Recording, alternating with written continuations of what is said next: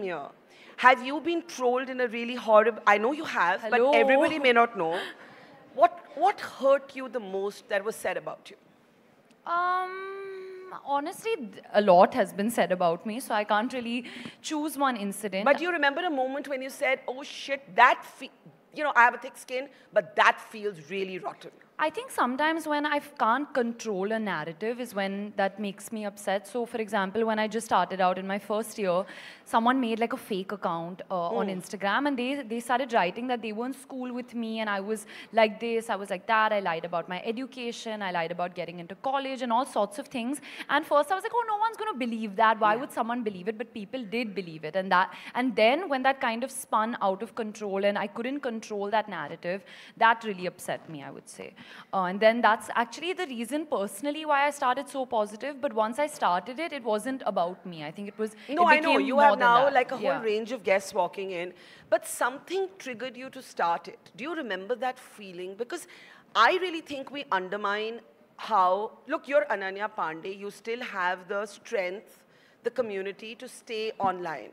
There are people who aren't famous or accomplished, who don't have and they just go off. And it's a way of silencing women. So I'm just wondering if you remember, like, what was that touched a nerve that you started so positive? I think just feeling very helpless, that you can't, if you say something back, it's going to start a chain reaction and it's going to be endless. And as you said, I'm in a position of power. I'm an actor. And sometimes I have to be on social media, even if I don't want to be on social media. Do you not want to be on social media? Some days I definitely don't want to be on social media. But I also saw like the direct impact on my younger sister, Raisa, because she's not an actor and she has no plans of becoming an actor.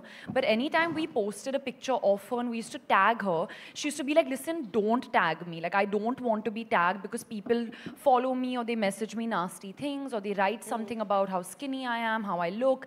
And that's when I guess what you're talking about, that's when it hit me and I'm like, okay, it doesn't just happen with actors, it happens with everyone, you know.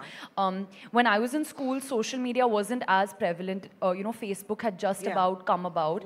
And people used to say things at that time. Like when I was in school, I'd been called everything from hunchback to flat screen to chicken legs to hairy, so. And really? But that was in our school. So we were in a bubble at that time. It wasn't, all over the world. But now, because of social media, the smallest of voice can be amplified across the world, and it's definitely a scary But time. But kids can be very cruel without even meaning to necessarily. Yes. When those things were said to you at school, did you sort of say, oh, this is just how kids talk? Or did it impact your confidence? No, the fact that I remember exactly what people said and who said what, even like 10, 12 years later, shows like, the impact that words can have. So, no, it did affect my self-confidence, and it still does to date. I think self-love is a journey. It's not really a destination. You keep getting a little bit better every single day, and no matter where you are in life, things still affect you.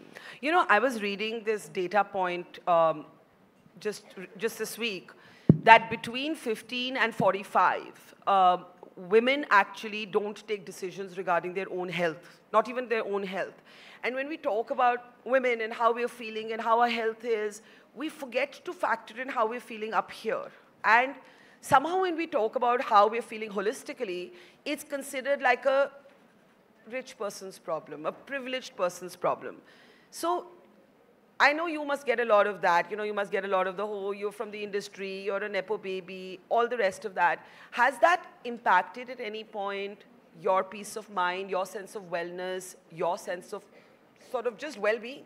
It used to at the start. I think it had... Like what would happen? Like I would just break down. Like I wouldn't be able to, I didn't want to go on set. I didn't want to work. I felt like I'm not good enough. I felt like I don't deserve to be here. I don't belong here. So I used to really like, When was this? This was at the start, when I just started out. I would say the first year when this college thing happened, and then that whole round table thing happened, which I think everyone obviously already knows about. No, tell them. You all know, na? No, but tell them properly. Okay, so basically I said something on a round table where I was talking about how everyone's journey is different and you can't really compare any two people, you know, the fact that Yeah. I may live in a certain city Yeah. and someone's not in a certain city, I already have an advantage over them. So things like that. Yeah. And I was sitting with Sid, Siddhant Chaturvedi, and he said something in a very like gully boy fashion, rapper, funny way, he said. And then I think it got picked up out of context and people started making memes about it and joking about it. And it really, I think till date is something that's stuck with me. And I felt like, oh, I need to go and defend myself. I need to clarify myself. I need to, you know, explain what I said properly. And I've realized that nothing speaks louder than your work. You know?